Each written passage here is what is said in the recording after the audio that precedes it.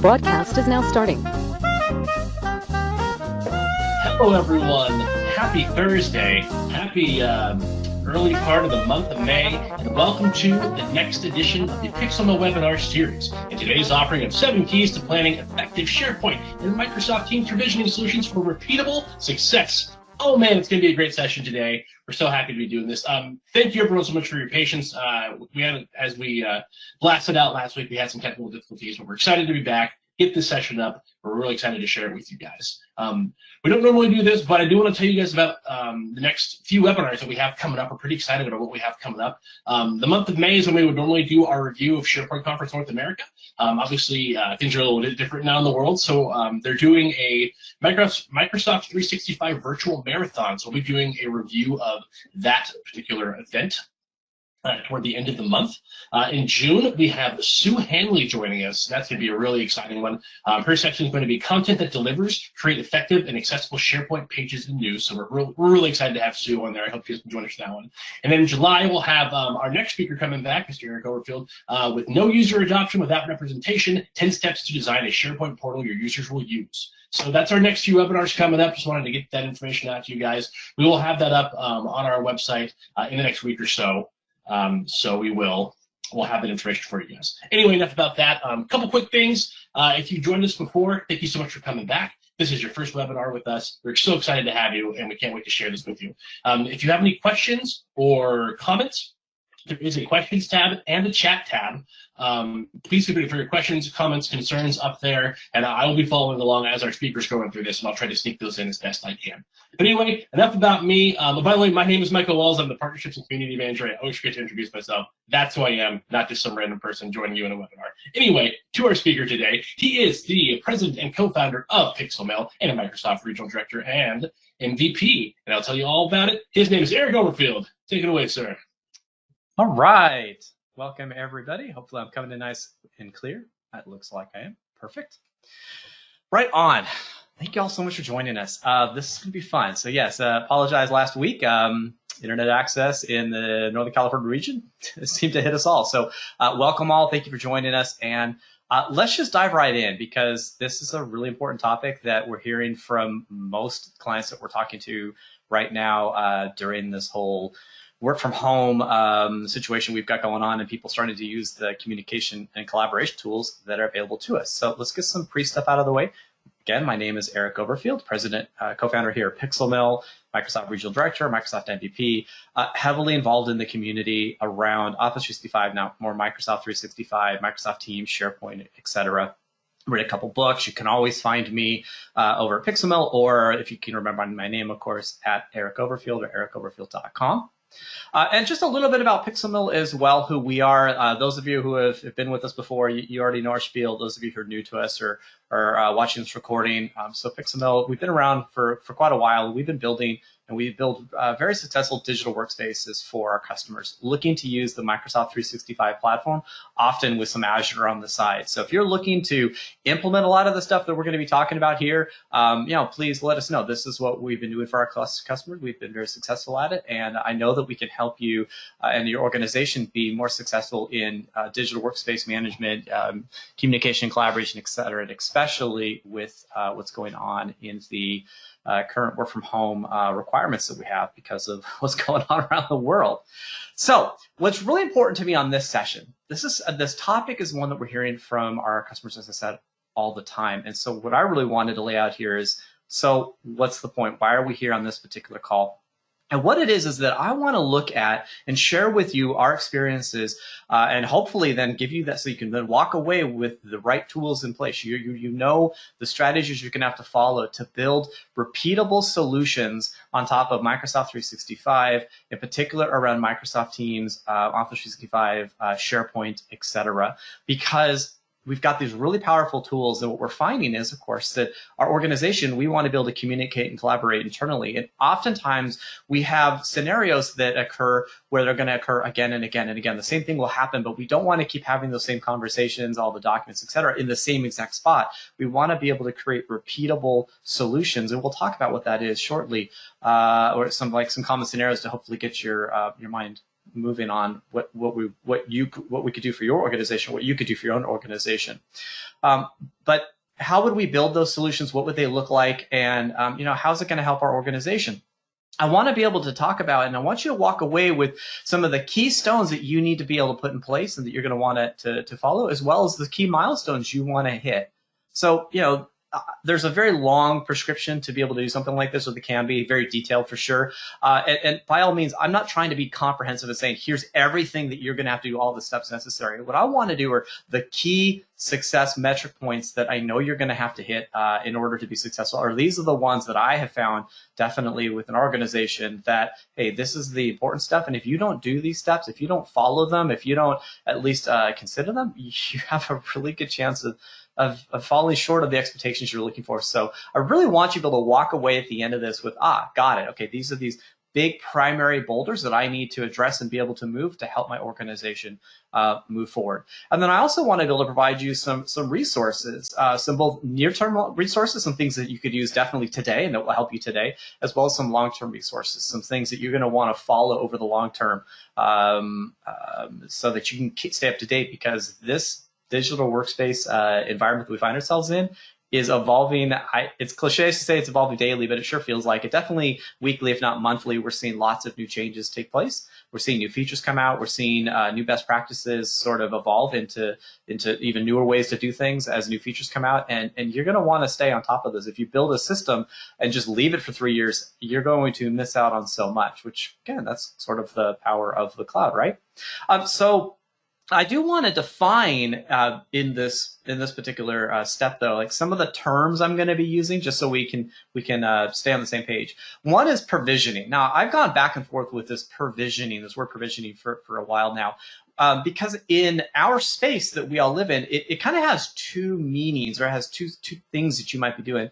The one that I'm not going to talk about is when you provision Office 365 within your organization. If you're going to be like you used to provision SharePoint onto your servers, the same thing would be the case for Teams. Like if you want to roll out Teams, you're provisioning Teams, your organization.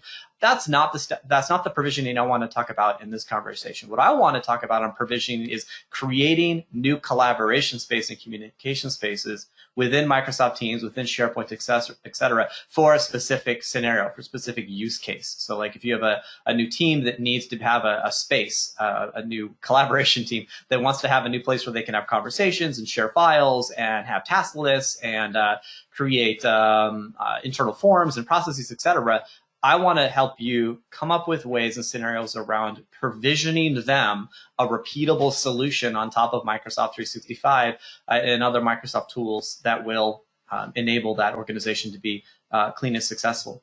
Some of the tools we're going to be talking about, Microsoft 365, of course. So Microsoft 365, Office 365, I'm going to unfortunately use them interchangeably. The term we should all be using is Microsoft 365. That's where Microsoft has moved all of their naming around. O365 is now really M365. We're going to talk about Microsoft Forms. Typically, I'll be calling that just Forms. We'll talk about the Power Platform. That'd be like Power Apps, Power Automate, which used to be Flow, Power BI, although I'm going to stick mainly with Power Apps and Power Automate in processing. We might talk about something like Microsoft Graph, SharePoint framework for custom coding, some general information gathering tools, but I'm not going to go deep into any of these. I don't want to. I want this to be high level. I want you to get an overall view of the whole process rather than saying, okay, here's the specific graph call to be able to make that connection with SharePoint or with Office 365 or Microsoft Teams to be able to do that task.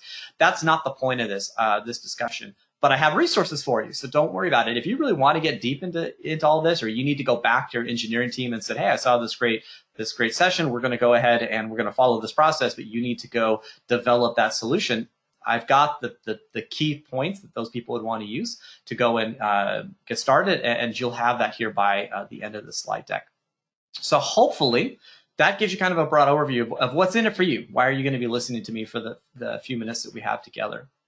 So the next thing I'll want to do before we dive into it is help you come up with some scenarios, because what I want you to do is, while I'm talking about my 7 key steps that I want you to consider and to follow, I want you to be thinking of, okay, great, so how would you use it within your organization? What kind of repeatable processes might your organization need? Like, again, what's in it for you? What could you walk away with today? And what are some key scenarios you can start to address? And so I've got about 4 or 5 here that I wanted to quickly kind of review, and we're going to go into one in more depth as our just general use case throughout the session. Something that's very common for a lot of organizations is if you're developing new products, or you have new services or something like that, every time you might create a new product, you might want to spin up a space where an organization can, with the people within that group, I got to use these words carefully because teams mean something, but often I'll use a team as a collection of people, like a group of people, whereas a team that's going to be working together, but that's of course related to a Microsoft Teams or a team within Microsoft Teams. A team site. I love the nomenclature here. You know, if that product engineering team wants to be able to have all their documents in a common location, and they want to be able to have some governance around how spaces should be named, etc., like channels in a team should be named, you would want a repeatable process, so that if I'm working on 3 projects and I'm brought into a new product, let's say, I already know the basic structure of how that collaboration space is going to be created. I already know how things are going to be done because it was provisioned in a consistent way. So very common scenario. A second one that I think is very common across most any organization is most organizations typically get together quarterly or yearly, and they have some sort of a town hall or something. Now, as the organizations get larger and larger, those town halls can become more comprehensive to plan. So let's say that every quarter you have a town hall that your organization plans, and you want to be able to have a space where the team that's putting that together can get and can have conversations, and they can meet maybe with external partners or external vendors, because maybe you got to have catering, or someone has to do a tent rental or something like that for the space outside. Maybe you've got someone who's supporting the IT side for the broadcast, etc. You want to be able to bring all those people together.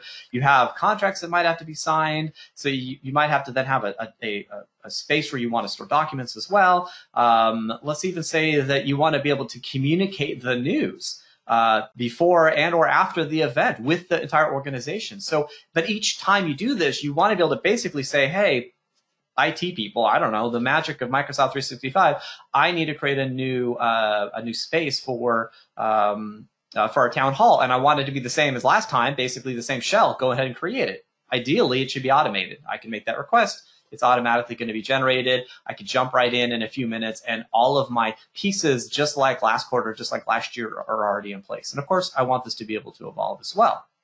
A lot of organizations go to conferences, they go to trade shows often or once a year, etc. And again, so maybe the marketing team wants to be able to create a space where we're going to get ready for that big conference. You know, we're going to go to Ignite, although obviously none of us are going to Ignite anytime soon. But you know, if you wanted to, you had a conference that you're going to be going to present at, or to have a booth at, or etc. You can have a lot of team members go. You may want to create a space that everyone who's involved in that can then get together, and they can do the booth design and the printed material, etc. They can get all that coordinated, or you may just go into a trade show, etc. You want to have these spaces, and each time you are going to go to a new conference, a new trade show, you want to be able to spin up a new space so that everything is cleanly in one specific area. Hey, Eric, we had a question come in, so I'm going to squeeze this in real quick. This is from Lori. Lori asks, any recommendations or references, sorry, let me start over. Any recommendations or references for naming conventions? That's a good one. So yes, I do have some resources for you. I don't have them readily available, and I don't want to use up a couple minutes here to go finding them. So great question. We're going to follow that up with you in our recap that we always put out at the end of these webinars. So really cool. I do want to say that naming convention is extremely important in my opinion, and Teams is getting better at helping us with our naming convention and enforcing naming convention, so that's really good. Beyond that, it's one of those big, huge it depends. So let me shelve the question for now. Thank you very much. So and let me get you those resources after this, because I didn't prepare that specific set of resources for you. But yes, and naming conventions is a really big deal. A lot of people get it wrong because it's ad hoc, and the overall material here is kind of hinting that that's like one of those big things that one of the big takeaways that I really want you to get is governance is a very important thing. Anytime you're going to be creating a space for people to create new collaboration spaces, which I argue is very important. If you're going to be leveraging Microsoft 365, you should allow people to create new spaces where they can collaborate, primarily teams within a Microsoft Teams. And the naming convention will be important, and that's where governance is going to get involved. So I'm pretty sure you're probably asking, like, is there a specific suggestion on how you'd say department followed by project followed by something? Again, it's a huge, it depends, but good question. Please keep them coming. I apologize for not being able to answer that specifically right now, though. And we had one more question. We had one more question pop in, and then I promise I'll let you get back to your session. No worries. This one's from Anna. This is workplace is used in companies combined with Microsoft 365, well, with the Microsoft 365 tool. Any good examples or reasons of moving things like town hall meetings and plannings from workplace to the Microsoft 365 tool? So I would move something like that to Microsoft 365 so that it's all within the same platform if you're already using SharePoint and Teams. If you're telling me that you're using these other tools already and you don't have anything in Microsoft 365, I'll admit that would be a more difficult challenge. Like, why would you want to use yet a new tool? But if you're in the Microsoft 365 ecosystem, then as soon as you've made that bet, which I believe is the best bet right now for sure, having all of those files, that conversations, the communication, all within one ecosystem, all within one platform, to me is a no-brainer. Definitely midterm and long-term. Now, short-term, like we have to do something today, and we have this existing platform. Okay, I get it. But as soon as you can, moving all those conversations and communications into one ecosystem is going to be stellar. I'm looking at something like Microsoft Teams, where that's becoming the window pane to my digital life, to my workplace. It's sort of, a lot of people are seeing that as well. I want all my conversations in that one space. And then with the power of Teams, which we've done some good sessions on Teams. If you want more info on Teams in general, by all means, please check out the PixelMill webinar series, and you'll find some longer conversations on just general power of Teams. But I want all of my communication there so that I could be working with an engineering team. I could switch right away to the conferences coming up. By the way, we're doing a town hall next week, so I can see those conversations. And I'm not switching apps all the time. It's all within Teams. But then all of my files, all the assets I need, are all stored within SharePoint. So now I get the power of Microsoft Search to be able to search my conversations and my files without any extra data connections needed to access those other applications. Excellent. Thank you very much. Back to your session now. Please keep the questions coming. Okay, so I will kind of punt on these last two just because, but the HR processes, maybe you've got things that routinely would create new collaboration spaces, or training, continuing education, where you've got new initiatives where you want people to be able to collaborate together and say, hey, let's go get the extra training on this new feature. You could create a new space for that to help your organization stay up to date with current technologies, etc. So, how I'm breaking this down, we'll get the quick overview. And of course, to me, these are a very logical step, very logical order. These are the same things that we'd see on many projects. Of course, I want to go into detail of each one. The seven keys that I see, that I've seen for successful communication collaboration spaces for repeatable solutions on Microsoft 365 are, of course, getting informed, finding out what's out there, planning properly, prototyping. This is a big one that I want to be able to show you. Taking the prototype and templatizing it, coming up with a good provisioning process that you can maintain and you can build out. Of course, testing QA, and always keeping the process moving forward. And I even have some bonuses, so stick with me as well. You're going to find, if you wanted to, you could probably analyze and say, well, it's a lot more than 7. There's 7 big buckets I'm going to show you, plus some bonuses. So yeah, I think it's a really good opportunity here for you to see enough in depth, yet at the same time get that overview that you need to go back to your organization and say, all right, let's get started. We know we can do this. And I'm going to now just jump right into these. So getting informed. This is probably the hardest step in my opinion. It's because you'll never know if you're done for sure. Did you get informed enough? Is there something that you missed or not? The first step here I see is you've got to know what's possible. It's not only like what is it you need, but what are the platforms that are available? How do they connect? And what could you do? What are some common scenarios that people are already doing that you can leverage as well? Because the fact is, I mean, you could spend years trying to build something, like literally years, and by the time you built it, it's already out of date, because there's so many cool things that you can do in the Microsoft 365 ecosystem on provisioning these repeatable solutions. My place to get started there, if you needed to get started, would be over at docs.microsoft.com. And even saying that, like, that's such a huge field.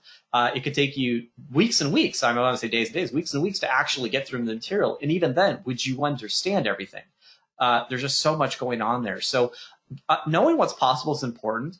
Knowing what's on the roadmap, what's going to be coming out. So what was recently launched within the platforms you might be using or be looking to be using, what's on the roadmap. So what will be coming, or what has Microsoft said is going to be coming, and when's it going to be coming? Because that's going to probably then dictate what's possible. Do you need a solution today that does something? If that feature's not there, yet it's on the roadmap, but it's not going to deliver until next fiscal year or next calendar year, et cetera. And even then, I've always found that Microsoft's always, they always say, hey, it's going to come out here, and it always seems to slide a little bit. You know, are those acceptable delays for you? You need to just get this base knowledge together so that you can know what it is that you're going to do. Knowing about what can be automated and then templatized as well is going to be super important, because if you find that Teams can do something, if you find SharePoint is going to be able to solve a need, but you found that it can't be automated, there's no way to templatize it easily. Each time someone's going to ask for that thing to be built, someone's going to have to go in and manually build that.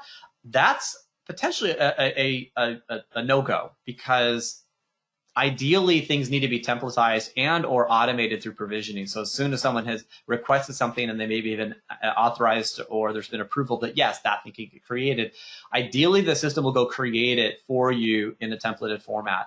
Now there are scenarios where you still might need someone in IT to go and actually deploy a solution for someone. Okay, as long as it's templatized. If they have to go through a 300-click process of open up all these applications and do all these things and follow this long list of tasks, you most likely will never have a consistent experience, because we're all human. We all make mistakes. And when you have a long list of things to do, there's always something that can go wrong. And that's less than ideal. And what happens if you then change the process and you now want to go back and basically kind of upgrade all of your existing solutions that you provisioned? The manual process could be very problematic. So working with things that can be templated is going to be super important. And then knowing your limitations as well, not only your technical limitations, your team's technical limitations, your organizational limitations as well. So I'm thinking here budget, I'm thinking here time that you have, I'm thinking the expertise you have in-house. And what's going to happen, and this is what we're seeing a lot, because this is why our clients come to us, is leverage the experts that you have available to you. If you're working with vendors, if you're working with specific people, or if you're stuck, talk to someone. There are plenty of organizations that would be happy to help. Of course, PixelMill would as well. Or utilize the conference system. Go and find people who are speaking about these topics and reach out to them and say, hey, I've got questions. And you'll find sometimes you might get a lot of questions answered for free. Other times for more complex issues, of course, you probably can get some more like micro projects if you need them, where someone can come in and just help you get started. I know that so 2 months from now, we're going to have Sue Hanley here. She is absolutely the top expert I've ever seen in business analysts, and I know that she helps lots of organizations and just sets them up for success, and that's what they use her for. Absolutely, use the resources there to help you maybe solve these issues, the initial things of what you can do and what you should do, but then go do all the work yourself if that's what your organization requires. Now, I kind of quickly want to show you here something about docs.microsoft.com and some of the templating. So if I can get this to all work. There we go. If you go to docs.microsoft.com, hopefully my screen is still being shown correctly. Mike always let me know if you're not seeing browsers and stuff. So what we're seeing here is docs.microsoft.com. Now, the list of components to go searching on is intense, but I'm going to go straight down to Microsoft Teams. And what's sort of fun for me on Teams is you end up at Teams, and this looks like the Teams documentation is pretty shallow, and it is most certainly not. So let's go ahead, and if I just click on Adoption Hub, Getting Started Adoption Hub, what you're going to now find is on the left-hand side, you get all of you get a much more detailed overview, a table of contents of what's available. And the documentation here is pretty intense. But this is a great place to get started, because you want to know the basics of what the applications that you're looking to use can do. And getting through this documentation is a very good place to start. If you could understand all of it, you're going to be a solution expert. So pretty cool. But definitely always read the initial getting started and overviews of the platform, and that will help you. Another one that I provided a link to is the Microsoft 365 roadmap. So this is a really cool thing. Talks about lots of updates in the sphere. But let's just do a search on, say, Microsoft Teams. And if I see that, I can see there's 54 tasks in development. There's 13 rolled out. There's 83 that have launched. Well, I might say I want to see what's launched. Go check it out and go find all the things that have recently launched. Go look at the things that are rolling out. These are features you may not quite know about that are being rolled out to GA right now. This is worthwhile to find out what's available now, and it's a great tool to help also once you get this baseline to find out what's coming, what's in development, etc. So I could also filter by what's in development, and I can get a list of the things to see, does this make sense to me? And this list is something that you can kind of burn through pretty quick. It doesn't take a long time if you just want an overview of general features. So very, very helpful and a great way I found to get started. All right. So, yeah. We had a pretty good question come in. I just wanted to jump in on this one real quick. This is from our friend Igor. Thank you for your question. Hi, Eric. Your 7 keys are similar to the Agile project management style. Do you recommend a specific methodology? Scrum, Kanban? Do you use Planner with teams for managing such projects? Yeah. So this one's every organization is different. I love using the consulting. It depends. All right. So what does this mean? What I have found is that true Agile, like true Agile, where you truly have the user stories and you go through 2-week sprints, and at the end of every 2 weeks you have a deliverable product, is not feasible for any organization I've really seen. True Agile. Most of us use some sort of form of Agile, though, where we're working through 2-week sprints and we're looking to always sort of keep reiterating on top of ourselves, but we're still working from a waterfall approach. My opinion is, and what I have found most successful, is a general waterfall approach where you're starting at the beginning of learning, you're going to start to plan things out, and you're going to start prototyping things and rolling them out. But it is definitely iterative. But it's not true Agile, I found, because at the end of every 2 weeks, you don't have a deliverable product. It's just not the way most organizations work. Now, I'm just being real, and I'm sure people can come in and say, that's not right. I'm telling you that my experience is that kind of a Agile light, where it's mostly Agile, 2-week sprints, you're using something like, we use Jira for our projects because our projects have a lot more tasks, but Planner is a great way for you to get started here. It's already in this. In fact, I would argue you would go and create a Microsoft team to manage this process. You would pull in some champions. You would have Planner on, here's all the tasks we want to go through. Here's who they're assigned to understand what's possible, and create a list. Maybe you're going to create a OneNote where you're going to store the notes all in one spot. You can have conversations on that in Teams that says, all right, so here's these key things that we're going to do. And if you follow my process that I'm laying out and keep storing that within a team, through different aspects of Teams, like I said, tabs and external apps, etc. Using Planner is easy as well. You can then follow along. And I get that my process is probably a very common process for a lot of projects. It's what I really want you to see is, how does this relate then directly to building provisioning processes? Don't know if that helped at all, but I mean, that's just my experience with the project planning. Is it different for you? Sure could be. I would not like to see strict waterfall. I found that strict waterfall is not going to work. So truly one task than the other, and since you never go back, there's too much iteration that's going to be needed. And we're going to see that here shortly. Okay, so knowing your limitations, I wanted to give you a case in point, one of 50 we could probably come up with pretty quickly, but a big one. This is one that I hear from almost every client that I'm working with right now. So in Teams, there's the new button. Basically, from Microsoft's perspective, anybody should be able to create a team. Is that good? I don't know. Every organization is going to be a little different. With the new team ability, anybody in a sense could create a team. Now, there's limitations, of course, which is good. And this is where that naming convention question could get involved, is some people may not follow the naming convention, or you don't have the licensing that would allow you to enforce naming convention. And so it could be difficult to manage how teams get created in a structured way. Now, there are Teams templates available, so there's a way to create some templates within Teams so that people can select from them, but it is a little bit more of a challenge to provide governance. Okay, great. So a logical step would be is, okay, we don't want anybody to be able to create teams except these select people. Even in an organization, 100,000 people, we might say, okay, there's 1,000 people that we want to be able to create teams. Any division manager and above should be able to create a team. Okay, great. All right. So to do that in Microsoft 365, you have to turn off the group creation for anybody, in order to limit them from creating a team. So AvePoint put out this report a while ago that I got to participate in. It was a lot of fun, which was how many ways there are to create an Office 365 group. And it's 26, I think. It's over 20 different ways that a group can get created. And my experience is, in order to limit who can create teams, you basically have to say, well, no one can create a group. And then you can create a security group within Azure Active Directory that would allow specific people to be able to create groups. Okay, but now you've limited everybody from being able to create a group from all those other methods. That's less than ideal for a lot of organizations. Totally understand that, but you'd want to know this when you're moving forward with trying to create a provisioning solution. Is like, okay, so what are we going to do? So a strategy that I've seen that then takes that into account is something called create and chase. I kind of like this strategy, but it's interesting, but it does require a lot of back-end work. The idea of create and chase is you do not limit who can create a team.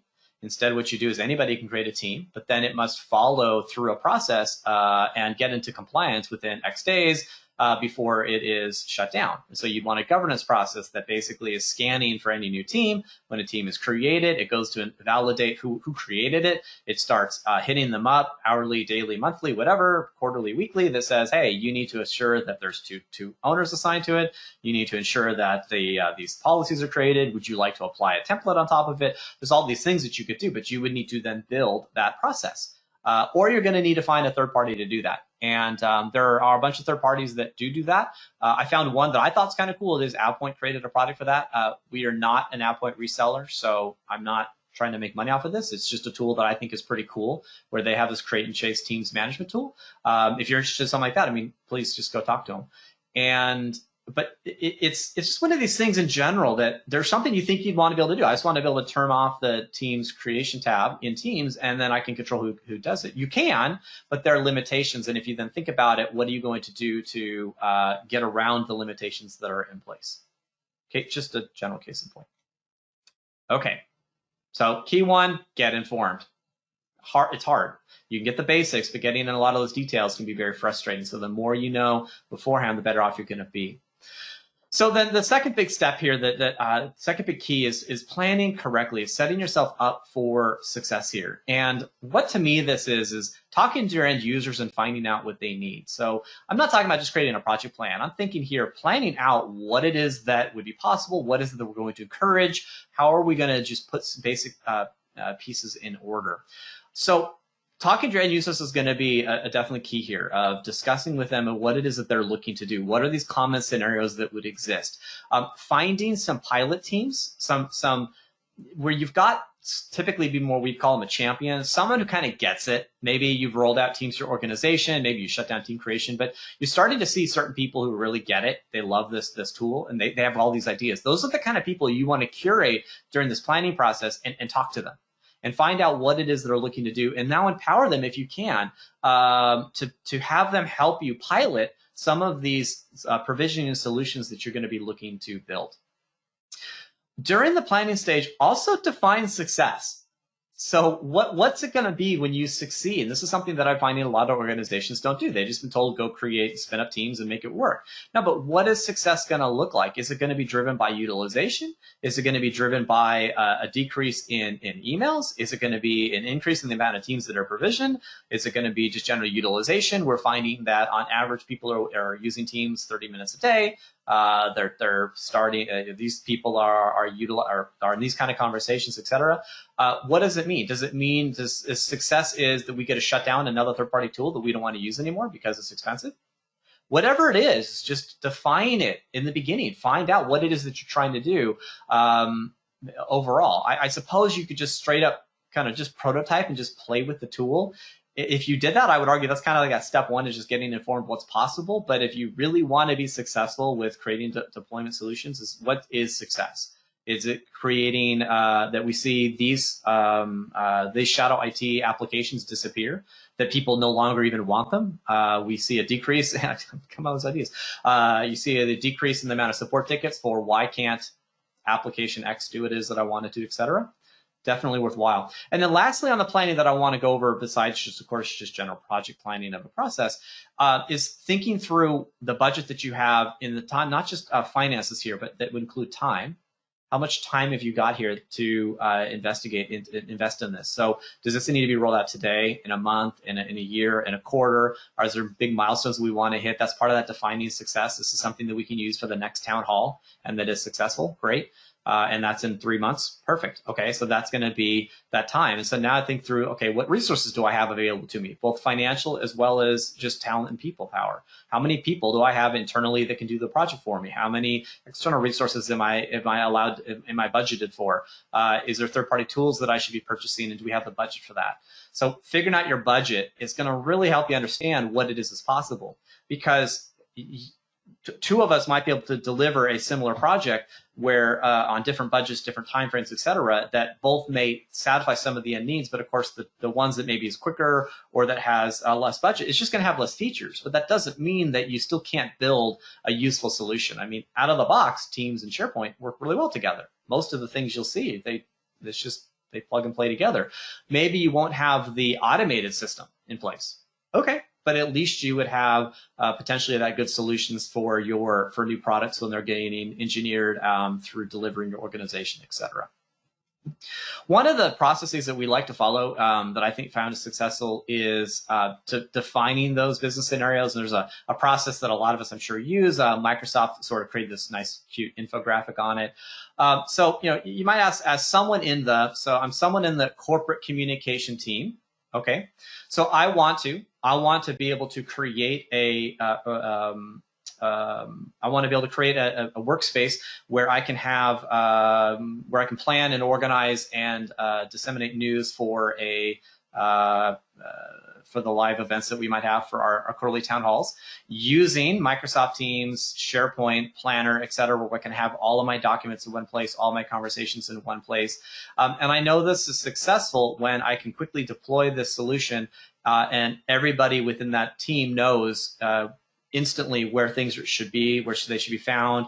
They know what the governance dictates as to how conversations should get started, how people should thread their conversations, how they should be sharing documents, etc. So working through these conversations with somebody, you can work with almost anybody in your organization and say, who are you? But what is it that you want to do? And often they might not know the technology, but they should know what success would look like. Because what's the whole point? They want their job to be done easier. Great, okay, and help them dig into this. And by doing this, you're going to help figure out what it is that should be built, and then you could work with them to determine, of course, how best to build it. So that then gets us into the third key here that I found to success in these solutions is prototyping. So building your instant deployable solution, I think, is not the next step. To me, start playing with the tools available and start to refine what's possible. Here's where we get back to the project management style of Agile. The prototyping piece is, to me, very Agile. This is very iterative. This is very kind of sprint driven, or can be sprint driven, but definitely very iterative. So start building these collaboration and communication spaces using the browser-based tools available to you. So you don't have to start coding here. At least at the shell level, you can start building these components and working with your champions, working with these pilot teams to say, great, you need to build this quarterly town hall space. All right, let's build one. Let's open up Teams. Let's open up SharePoint. Let's build a site. Let's see what you need. Let's put the pieces together, and let's basically do the first one for that particular group manually. You built it with them, and you support them through the process. You provide them the training they may need to understand how to use these tools.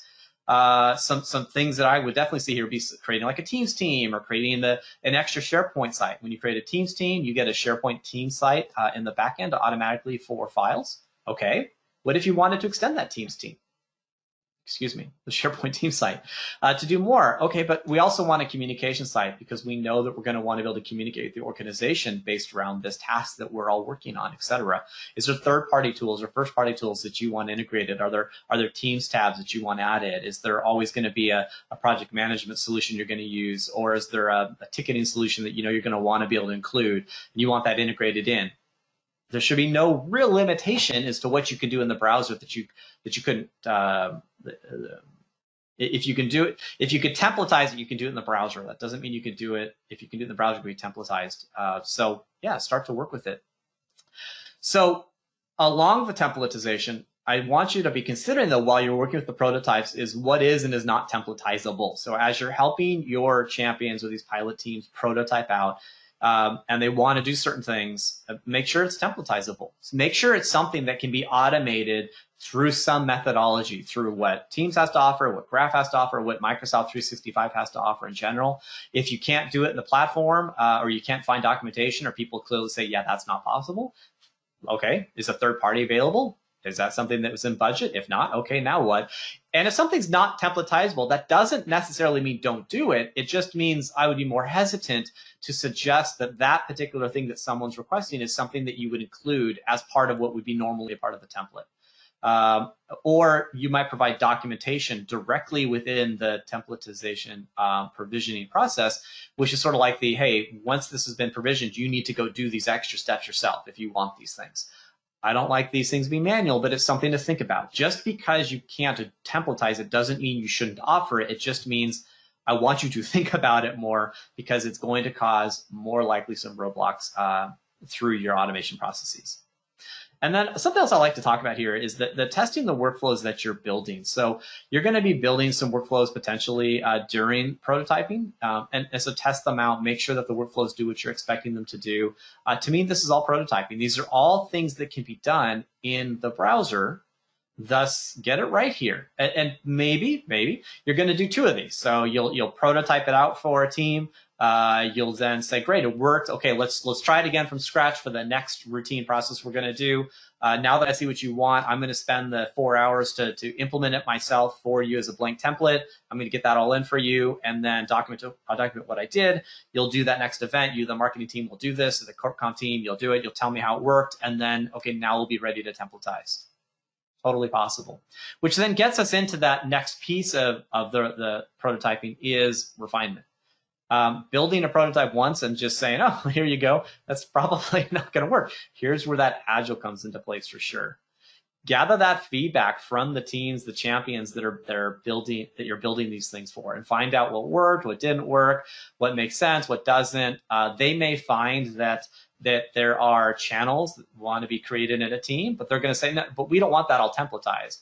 When you create that team for us, create these 5 channels, we're going to create these other channels because they're not normal. They'd be more for this specific project. Great, you want to know that. Look at the team site that they might have been working with in the SharePoint side, and find out, and they may say, oh, hey, there's these 3 web parts we really want on the team site because it's really helpful, and we want a tab in the general channel that links directly to the team site because we're going to be using dashboards there and we're going to do things. Talk to them, work with them on this kind of thing, and help refine them, because maybe they'll help them refine it, because again, they might say, oh, I want to do this. You find out it's not templatizable, but you may have a solution for them where you could templatize it. Great, work with them and do that. Going back to the naming conventions, so I wish I had a lot more for you on general naming conventions, but during the prototyping, this is where I definitely want you to think about naming as well, but definitely not just for the short term, but for the long term. So renaming a team right now is not ideal. You definitely can rename a team's team. You can even basically rename SharePoint sites by moving them. But the process when they're combined together is kind of ugly in the back end. So coming up with naming conventions with your teams during the prototyping stage, to me, makes sense. Again, the first prototype, you just might create Quarterly Town Hall is the team name. Well, that's maybe not good because we're going to have quarterly town halls and we want to know which one. Okay, great. So we're going to do Quarterly Town Hall Q3, which you're going to see in my demo. That's what I have. Okay. But what about what year? Every year you're going to have a third year. Okay, so we want to do it this way. Well, is the year go first? Does the Quarterly Town Hall go first? Do we want it to have PM in front of it for PixelMill? Those are the kind of things you're going to want to work through. And I don't want you to move on until you've come up with some of those ideas. And again, I wish I could go back to the original question and say, could I recommend a specific naming convention? At this point, no. It still depends, but I'll look to get you those resources on what some of us have been talking about on some common naming conventions. So ways to do this refinement is to talk to your end users, interview them, straight up interview them, maybe create a feedback form, create a form within Forms, Microsoft Forms that people can then provide the feedback and solicit them People are busy. They're not always going to be able to give you that feedback. It's up to you to get it from them. So host workshops, get the pilot team together after the post-event. Talk to them. Find out what went right, what went wrong. Get 30 minutes of their time. Pull them in a conference room, or of course now a virtual conference room on Teams, and ask them what happened. The better you do now of refining before you move on, the better. So I want to show you a quick demo here that how we built something like this. So this would be the prototype here is around this quarterly town hall. So we wanted to be able to internally plan for these town halls when they happen. We wanted a distinct space for each event. We wanted to be able to have a communication site where we can still communicate with the organization as well, both before and or after the event. So that team site won't work for that. We'd have to create a communication site for it. And we wanted to make sure this was something that could be very repeatable, something that we could do again and again. So let me go ahead and go into Teams. So what I did here in Teams, hopefully you can all see this, we created a team called Town Hall Q3. Naming probably wasn't the best, right? Because what about next year? We'd have two called Q3. But you know, we created a bunch of tabs. We found some tabs that we might want to show by default. We might have other tabs we want to show. Within the general tab, we might then have different tabs that we want within channels. We might have different tabs that we want created. Now the files within Teams, of course, is stored in SharePoint. So within the team site that is created, we may want to have we might want to extend the team site that is available to do more things, so that we can have maybe the planner listed, and you can just see some more information within the team site on how we might build this. And this is all built in a sense by hand. You know, we built the team. We just created a new team, started building out channels that made sense, started having conversations. We took the team site that was created for us, we extended it. We then created a communication site and said, okay, well, these are the kind of things that we might want to be able to communicate with the organization as a whole about this specific town hall, because it's more than just a news post. You know, we want to be able to have a specific conversation around a specific messaging that's broader than just one news article around this specific town hall. And so we put all that together, and then we would refine this as we work through the iteration. And we might say, okay, well, it went well, but we're still not ready to templatize. Let's do one more event. But at least now, someone maybe over IT could just quickly go and spin up the similar team. We could go create a team. We can go add the similar channels. You could go into the team site, add the similar web parts, create a communication site, go ahead and add the web parts as needed, work with the organization yet through another iteration and say, great, that worked really well. And then you could templatize it, which is where we're then going to go to the next stage. But definitely prototyping to me, it's a no-brainer. It's really, it's kind of easy to do, but also very complex depending upon what you want to do. This is a great time to also find out that you really need maybe some SharePoint Framework extensions, SharePoint Framework web parts built as tabs. You want some custom components that integrate with third parties. It'll be a lot easier to do it now during prototyping than it will be once you get into templatization, because through the browser, you can do so much more.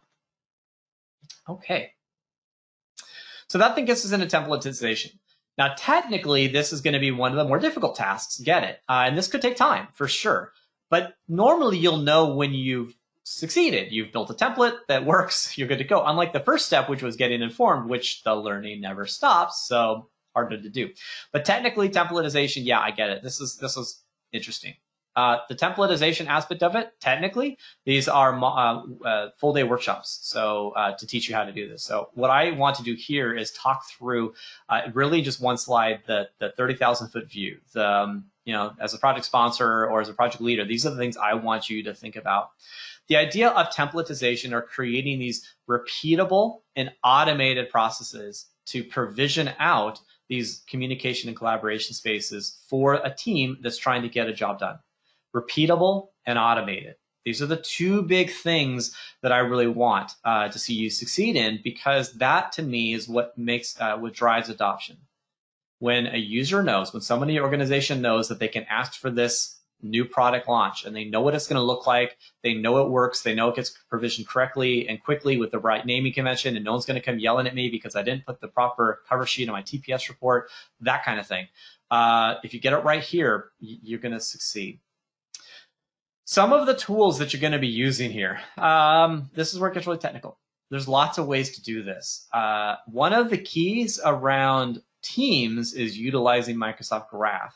So Graph is the hook that's going to allow you to create groups. It's going to allow you to create teams, to create channels within teams, to add groups, add members to teams, go ahead and set up the tabs, etc. So that's going to be like one of the key technologies you're going to be using, unless you, of course, you're using a third party, in which case they're going to be using Graph for you to be able to do all that.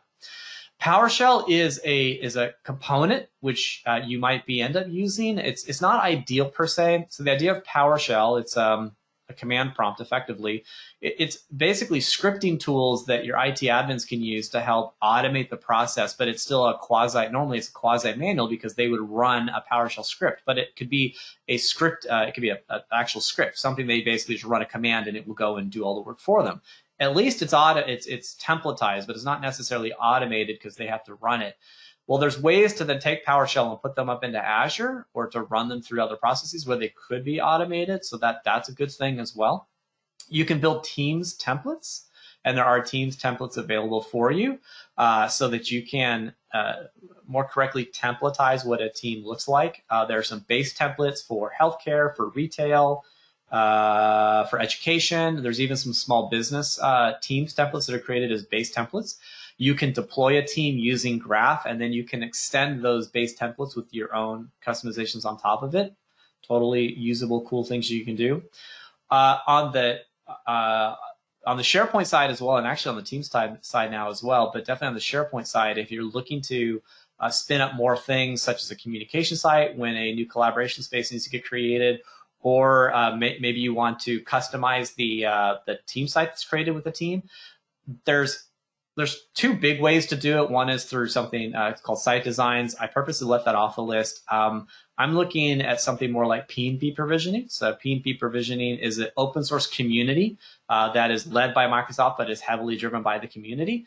And there's a whole provisioning schema and provisioning process that's been built by the community, is very well supported, and is very heavily used.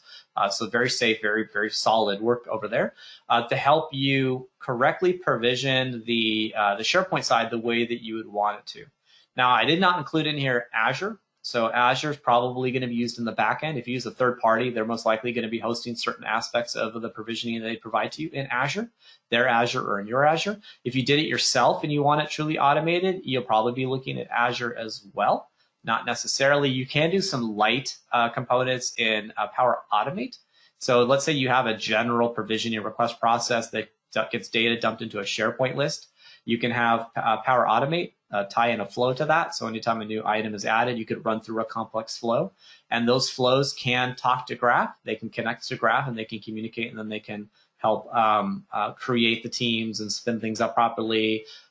If you wanted to then kick off a P&P provisioning process, that's going to have to connect to Azure. Anybody who's been with Power Automate should, when you hear me say that, you should be cringing. There's some licensing costs in there that you need to go and figure out as well. We're happy to talk to you about them, but I'm not going to get into it other than to say Power Automate can have some licensing implications that your organization may not be ready for, so something to think about. So the templatization side is super important. Obviously, you want to get this right. Lots of ways you can do it, and the way that's going to be right for you, it's going to come down to your budget, your time, and your resources. How much money do you have to buy the solutions you need, or internally, how much resources can you put to it? If you've got a team of 10 developers who can help you do this, and you've got the time, great, that's going to be great. But if it's just you and you're not overly technical in these things, you're probably going to have to work with someone to help get these things done. You're going to have to maybe work across organizational boundary or departmental boundaries in your organization to get that support to have it built. You're going to have to work with third parties. And then also time. So most likely, if you've got a short time frame, days or weeks or month or so, that's going to limit the complexity you're going to be able to build out on the automation side. You may only be able to do some basic templatization. So do your best to consider these things when you are templatizing. Ideally, you figure this out during that planning stage. You looked at the budget and said, here's how much time we have for these different things. And the level of templatization is going to be dictated by those different constraints.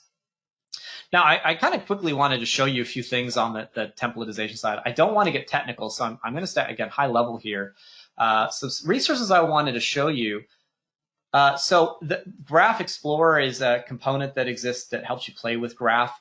But what I really want you to see is that there are ways within Graph to create teams. So there's these development ways to do this, and Microsoft gives good technical guidance for you. So when your team is ready to learn how to do this, there's great ways over at docs.microsoft.com on creating a team, getting started with Teams templates. There's some good documentation on the types of templates that are available. They talk about the education templates and retail store templates, etc. There's templates available for small businesses, and you should always see I'm always over at docs.microsoft.com. So all my documentation here is publicly and freely available from Microsoft. So you can learn about these base templates that are available. If you want to learn about P&P provisioning, again, at docs.microsoft.com, there's a P&P provisioning framework page on that. Now, this does get definitely much more technical, and there's a lot more resources on provisioning, but it's definitely there. And you're probably going to end up finding yourself over in Azure. That's going to be portal.azure.com. You're going to be working with things like function apps. You're going to be working with things like storage accounts. There's going to be storage queues, etc. Your function apps might be Azure Functions, etc. You might be working with Logic Apps, which is the Azure equivalent of Power Automate. It's just a different licensing model. So lots of ways that you can templatize this. Now, another way you can actually templatize this is by just using an existing team. This is sort of the easy way. So if we click down here on the join or create a team, what's really nice if you haven't seen this is that when you create a team, you can create from a team. And so one of the easy ways to templatize is you create your prototype. And what you can do here is you can limit the prototype to basically the people who would be able to create these. And so what we can then do here is only those people would be able to see that team that they can then use as a template. So if I selected the TOWNHALL Q3 team as a template, so what Teams is going to do is it's going to spin up a new team with all of the channels and the basic setup of how that existing team looks. It's not going to affect SharePoint though. So if you need to do more things like SharePoint, etc., this method isn't going to work for you, but it's a great way to get started. If you've got limited resources, limited time, you can at least create these templates of teams. Now you don't have to limit these teams to certain people, of course. You could create a template, a team template within Teams that anybody could then just quickly create one from. So whoops, I thought I hit cancel. Who cares? Just delete it later. Okay, so that's the basics of Teams templates. So there's a few more things I definitely want to get to here. Now we're getting sort of past deployment, past the technical side. There's a little bit here on the user request process. So here's the thing is, as soon as you have limited who could create a team, or if you want to enforce governance, one of the things you'd want to do is allow end users to request teams. There's actually I was talking with some people recently, and we talked about could you ever limit somebody in your organization on creating teams, even if you have that new teams button? And you could go the draconian route is you could send out that company-wide memo that says, if anybody clicks this button, you're fired. You get one mess up. I mean, you could really limit things like that and just say, hey, here, use this new team provisioning process. Or you could create a form and have some sort of create and chase. If someone creates a team outside of the normal realm, you basically just shut them down. You just say, nope, you can't do that. You have to go request it. Ideally, though, you have some sort of way of limiting who can create a team in general. And now you've provided them some sort of end user request process. You've created them a Power App, you've created a form, you've created an email that they can, an email account they can email. Please don't do that. Maybe there's a team channel they can go to that they can then manually request and say, hey, I'd like a team, and someone will handle that. Great. Some things I want you to think about though is who's going to be allowed to provision these teams. So what are some of the requirements of the request process that you might have? Some things to think about would be the interfaces. So how are you going to allow people to be able to request a team? Are you going to use something like Microsoft Forms? Maybe you'll use a Power App. You could even create a custom application that you have. Maybe there's some IT support system or ticketing system you have. Maybe there's a bot that you have. You could create a SharePoint framework web part that you put on a portal page. You could put it in a Teams tab that it could do really cool stuff, dumps data to backend processes. You could have logic apps. There's all these cool things that you can do here on creating a process for your end users to be able to request teams, and it's something that I want you to think about. Now, we're going to do something here. I'm going to show you my last demo for this particular slide deck. This particular session is on how we could create that end user request process. But also, before I get to that, though, I also want you to think through the process of creating the collaboration space after the form is filled out. How automated is it going to be? Is there going to be any kind of approval process that you need to go through? If someone is a manager or above, will you automatically have the process go in provision for them? Otherwise, it needs to have somebody needs to approve the process. A manager needs to approve the request. And Power Automate and Logic Apps makes that really simple. It's actually not that hard. I mean, it'll take you maybe a couple hours to get going, but there's a lot of good documentation out there on creating a general approval process through email, through a Teams channel even.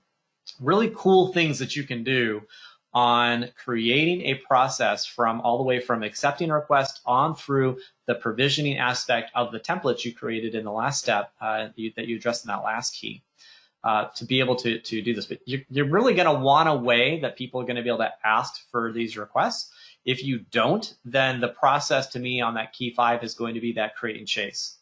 So, I mean, if you're in this conversation, you know that just allowing people to create any kind of team they want and having no automation around it's probably a great recipe for disaster. So as soon as you start putting any kind of guide rails on them, you're going to need some sort of process that's going to help people somehow provision these processes or request them. So in this last demo here that I want to show you is one of our thoughts here is creating there we go. Okay, so one of the things that we wanted to do is just create a simple Microsoft form that people could fill out. And one of the easy ways to do this, obviously create a Microsoft form to do it, but we've got this general channel in the Spotlight. That's our more organizational wide team. We go into general and we have the site request form. It's a simple tab that we created. Now we did not templatize this Spotlight team because it's a one-off. It's something you create once. Totally fine. No reason to templatize something like that. You'll have initiatives or projects. You're going to have an HR team. They need it once. You might have an engineering team. They just want their team. Great. No reason to templatize it because it's their space potentially. So within the general tab, we've got this site request form, and now a Microsoft form appears. And so I can fill out this form. This data gets dumped into a SharePoint list, and it can then kick off the whole provisioning process to create the town hall that we talked about. I hope some of you are thinking through, wait, but my organization has more than 5,000 people. I couldn't do this. Yeah, totally understand. There might be limitations to what you can and can't do. You may need to put this form in a portal page. So maybe over on your, where could I go here? So maybe on your, in your company portal, you may have a process that people would go to that would be the new site request. So I'm going to our organization-wide portal here.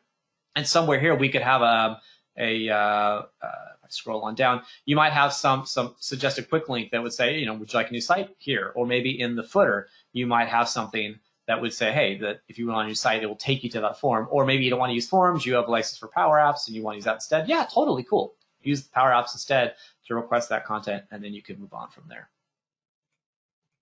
Okay.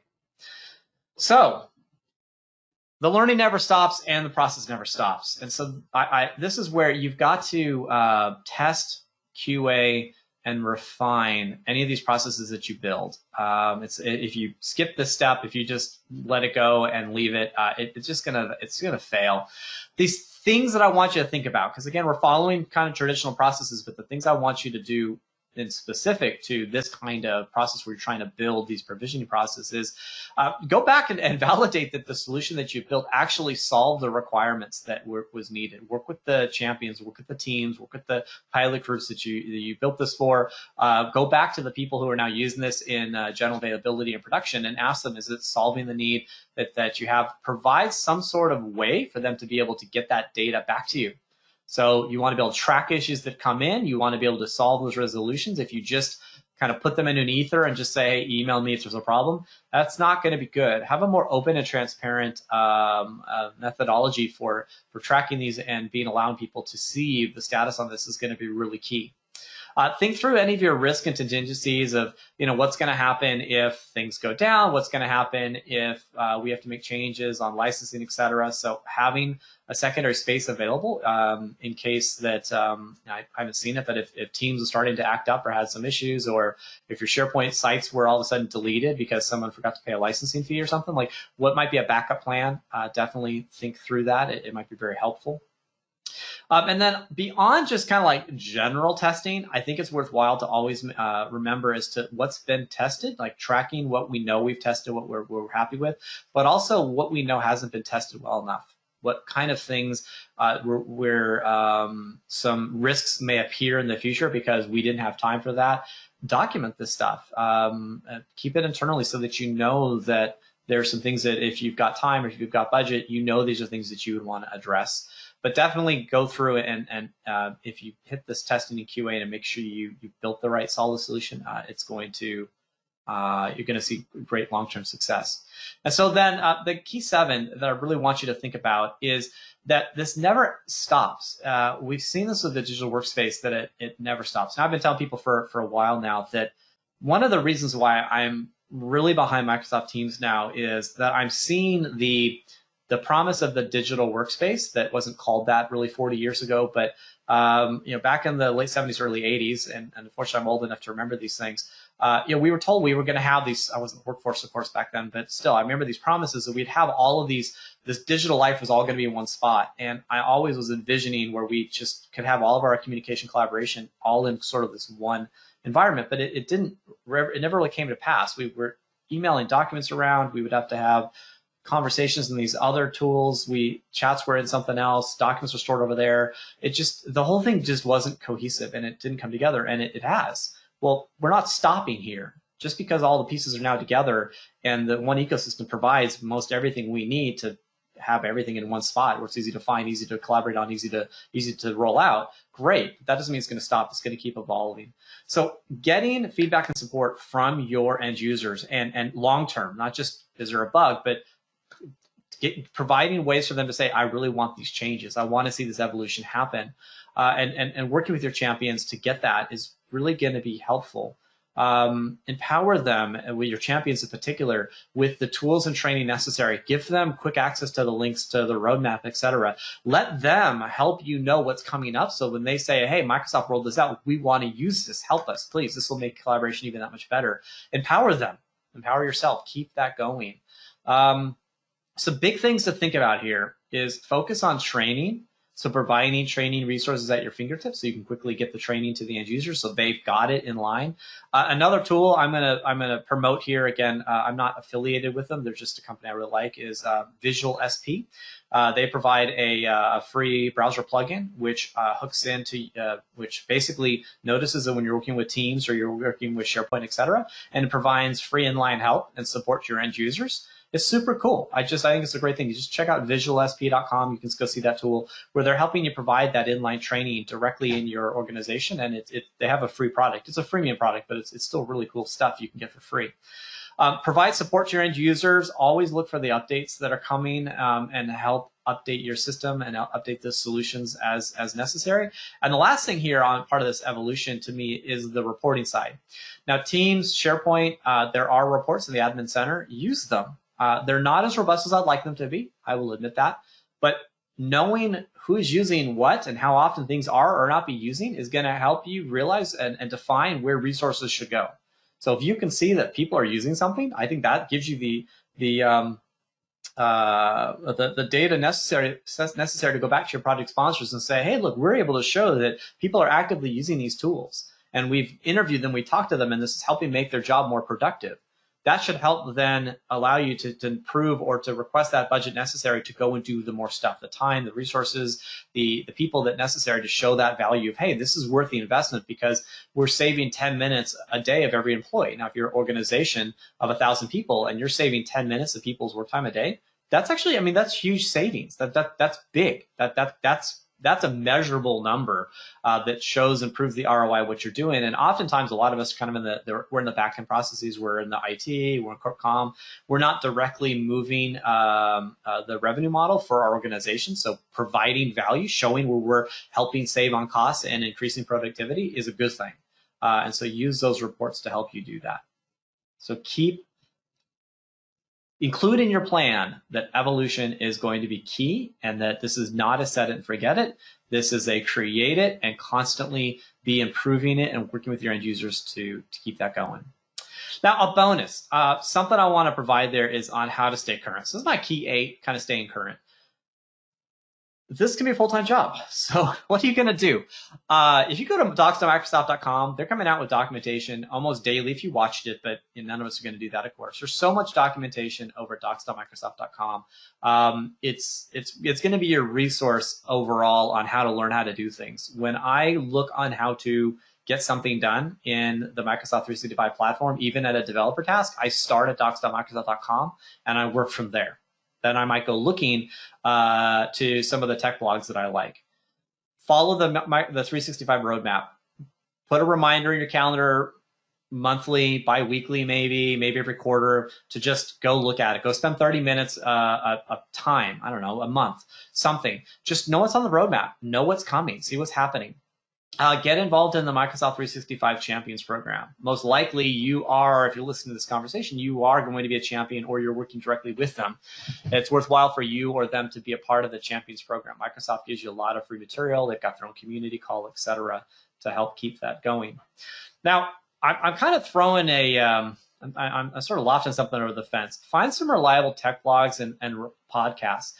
I'm not providing you specific ones at this point beyond what I already provided you because everyone does that a little differently. I mean, there are definitely people that I follow on the technical side.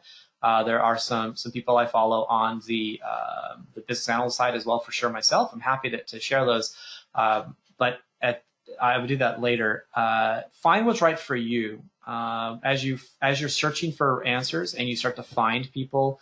Find blogs that make sense to you. Those are the people you're going to want to start following, or find when someone talks about someone else. Find their blog, find if they have any written materials, and follow them. Those are going to be some of the best ways to get the non-Microsoft messaging on how to best use the Microsoft platform. And if you're a podcast listener, there's some great podcasts out there, and subscribe to them, listen to them. That might be an easy way to sort of skip 1, 2, and 3 there, is by just reading the right external third-party people's discussions on this or listening to good podcasts. Of course, follow the PixelMill webinar series. We're investing a lot of time to try to help you find the right way through this digital workspace.